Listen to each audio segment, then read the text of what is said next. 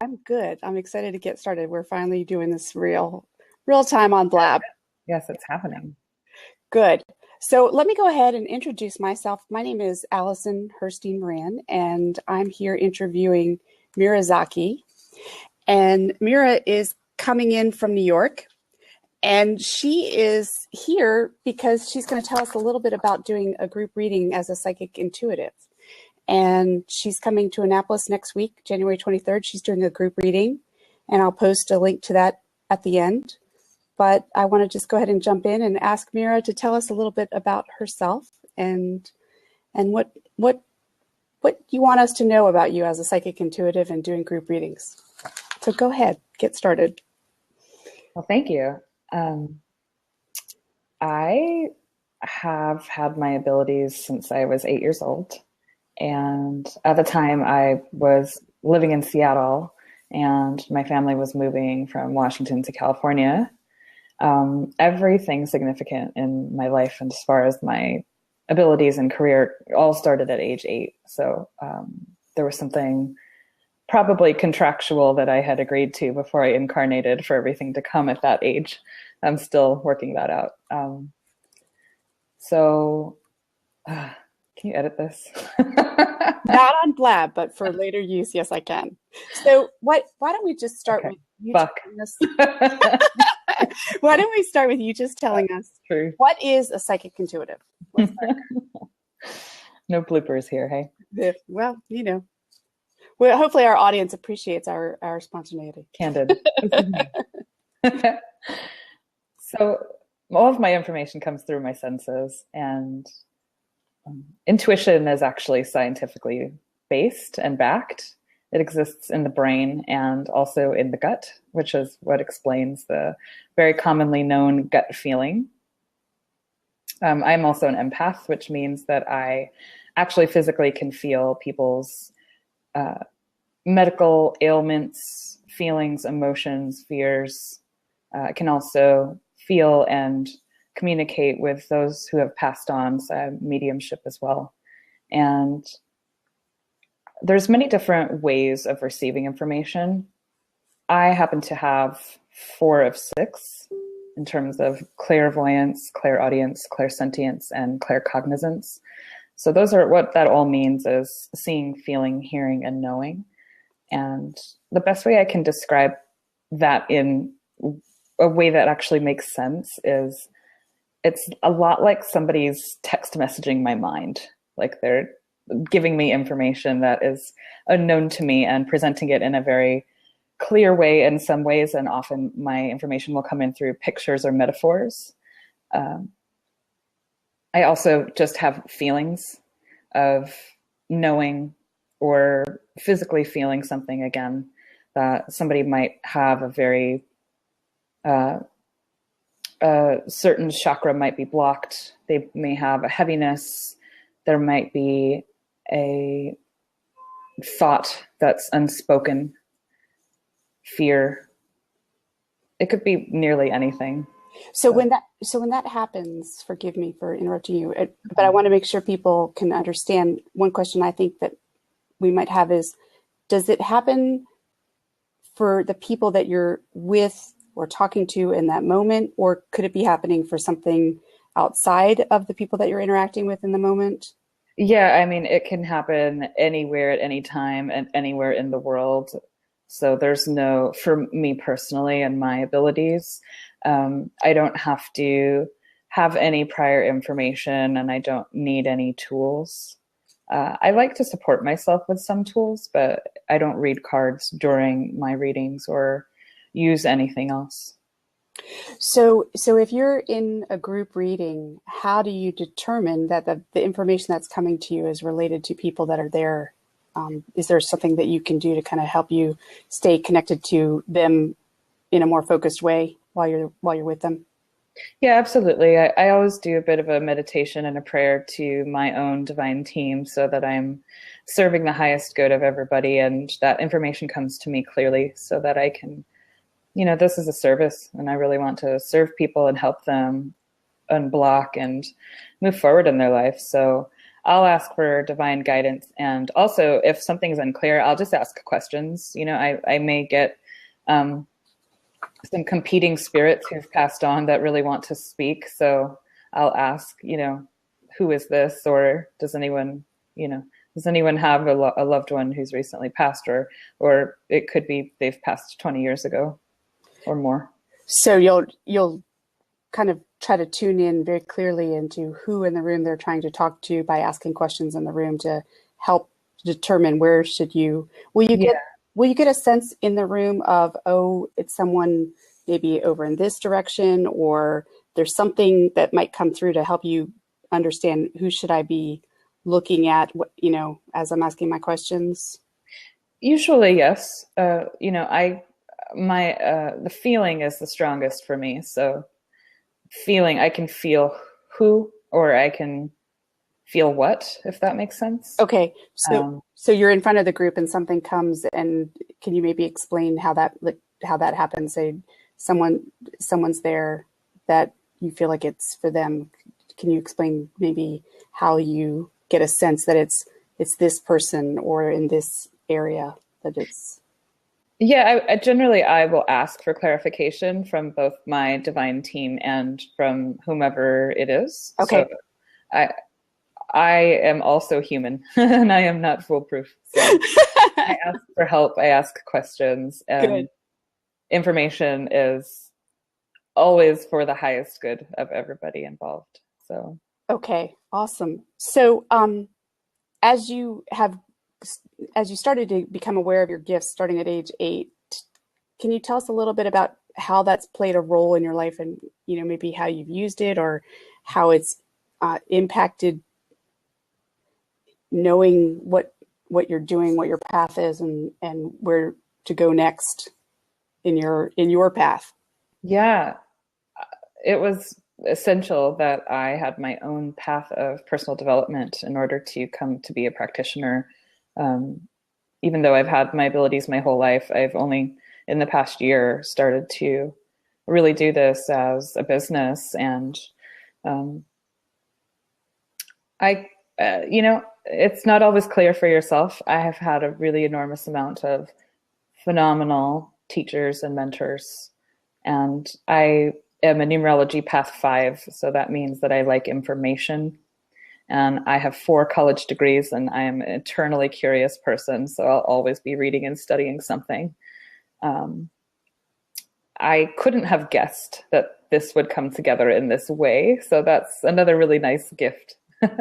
That you don't get to see everything for yourself, because I guess that would be a bit boring. or something else, right? Yeah. So then what about as you're giving a reading to someone? Because a lot of times people are looking for some insight about how to move forward on something.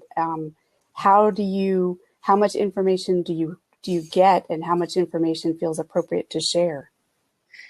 Again, before I go into a reading, I do a little prayer and meditation so that I'm receiving information for this person's highest good and to help them in whatever area of their life that they need the most support around. And spirit is kind. So it's really, I'm a translator for the majority of the time. There are many offerings that come through that I, as the human, have access to and experience with.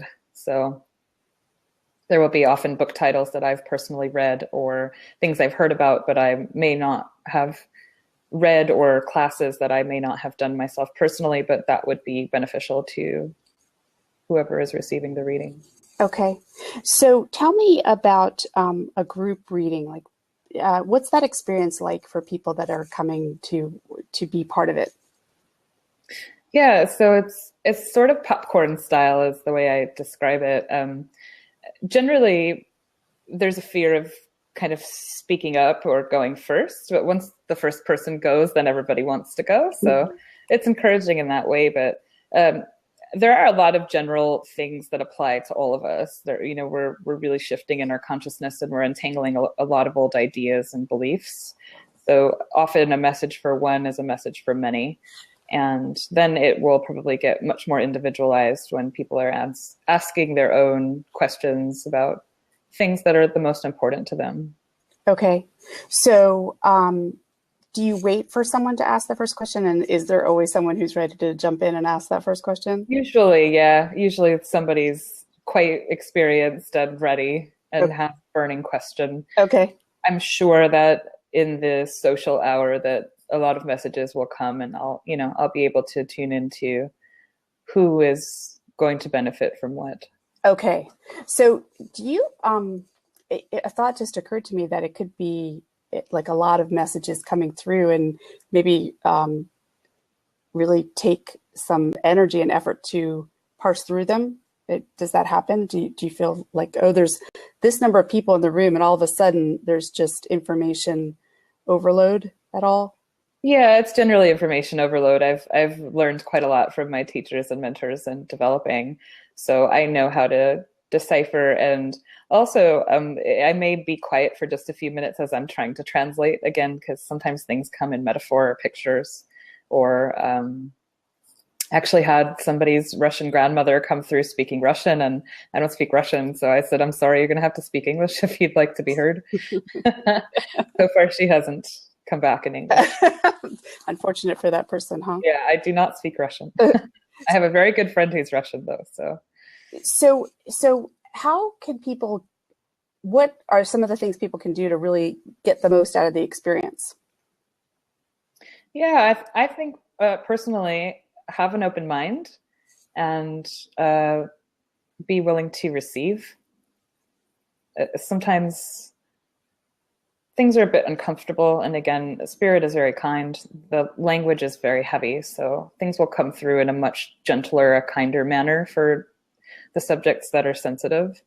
And I always ask if someone's comfortable with, is it okay if I share this information? Generally, my readings are private, so whenever I'm in a group, there's a bit of it's a challenge with confidentiality because everybody knows your business, but that's part of the experience, right? Like you yes. come there with the idea that I'm comfortable in this environment having this experience, right? Yes. Okay. Just to make sure, because I know that when you do individual readings, they're confidential, but I hope that people understand when they're coming to group, obviously that's a different dynamic. It is a different dynamic. It remains confidential to me. Ethics are very important. And I have actually asked my divine team to wipe my memory out afterwards. So they've been pretty good about doing that. So I don't actually remember. Oh, wow. That's cool. So then this question might be a little hard to answer, but is there anything that you can share, and obviously not very specific, but just in general, in terms of how you feel that people have benefited from being part of a group reading? Yeah, absolutely. Every unanswered question, I always say that mental energy becomes physical energy. So if we're thinking, right, our thoughts create our reality, or what convinces us of how we run our lives. Yeah. So if we're thinking about something and we're very concerned about it and it just remains a thought or an unanswered question, having an answer to a question can be a very big physical release. It's, in my opinion, is energy work. So being able to have a conversation about our concerns, our dreams, our goals, our, questions really just brings clarity. It brings a groundedness. It releases and gives you relief and just helps you move forward in your life. Do you find that some people their questions really could lead to other questions that end up becoming a need for even more information? Often, yes. I have repeat clients. Okay. So how do you manage that in the group so that everybody gets an opportunity to get some individual benefit from being there?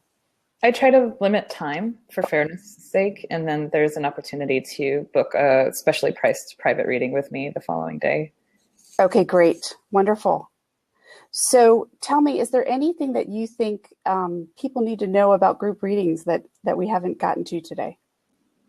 I would say certainly keep the open mind, be available to receive, and also for the confidentiality's sake, bring up what's comfortable and what you're comfortable with discussing in front of 24 to 25 other people. Okay. Is there, I know that something that I think might be possible, but I want to double check before I say it. Is it possible that if people are attending and they have questions, it would be a benefit to share their questions in advance with you? They may, if they want. Sure. Okay, great. I'm just trying to think if there's anything that I think, if there's anybody who's watching right now and you have any questions about group readings, we'd really appreciate your support and feedback. And thank you for the claps. We really love questions. Yeah, and you're very popular. So thank you for the support from our viewers. That feels great. This is awesome. It is, isn't it? This is my first blab. Yeah. Did anyone care that I cursed? Can you answer? Yes, please. If anybody cared that Mira started with a curse word, then let me know. And Hype Social Chat, thank you so much. You're awesome. Great supporter. So no questions. Did we get to everything that people might want to know about being? Has anyone here been to a group reading before? I know one thing that some people worry about, and it's interesting because I think it's great, but I know there are people that worry about, they hear the word psychic, it gets a little disconcerting, I think, for some people. Have you had that experience? Certainly. I've even had the experience myself. Again, language is very important and can be very heavy in our current 3D world. So we always want to understand, and that is also one of my strongest, desires in life, is to really understand things. It's part of why I like to study a lot. So if we say psychic, we want to know what it means. We sort of don't have a great reputation as far as, somebody swindling you on the corner with a crystal ball, or perhaps there has been an experience where somebody didn't really provide the information that was expected, or you didn't get the answers you wanted. We've all sort of had that. So I think one of my favorite films that really put it into perspective was the film Ghost. It was a way of knowing without knowing, but just knowing. Mm-hmm. The scene where she's telling her about earrings and a sweater that she wore, those are the kind of things that happen that you couldn't possibly Google this, Back when there wasn't any. Yes. Yes. So there are actually a couple of people with questions, which is pretty awesome. And and one of the questions we have is, are you doing a reading today or just talking about the practice itself? Which I know that wasn't what we had planned, but if there was anything that you wanted to ask about, or I don't know if you can you see the questions as well? I'm not sure. Right? Okay. Yeah, I think if you they just are there. So I think they're there for me as the host. So can you, if you have a name or anything, is there anything that would come through for you? I'm actually not doing readings today, but okay. If you would like the special price for a private reading, I will offer that up until next Sunday night at midnight. Okay. So why don't I go ahead and put in the link for that into the chat. And there actually are people, I guess, who are interested. This is pretty cool. Interested in you doing readings on Blab, which I think would be a really cool thing to do. Yeah. So I just posted the link to the discounted individual readings. If people are interested in getting one of those from Mira, go ahead and make sure you sign up for that before next week and next Sunday.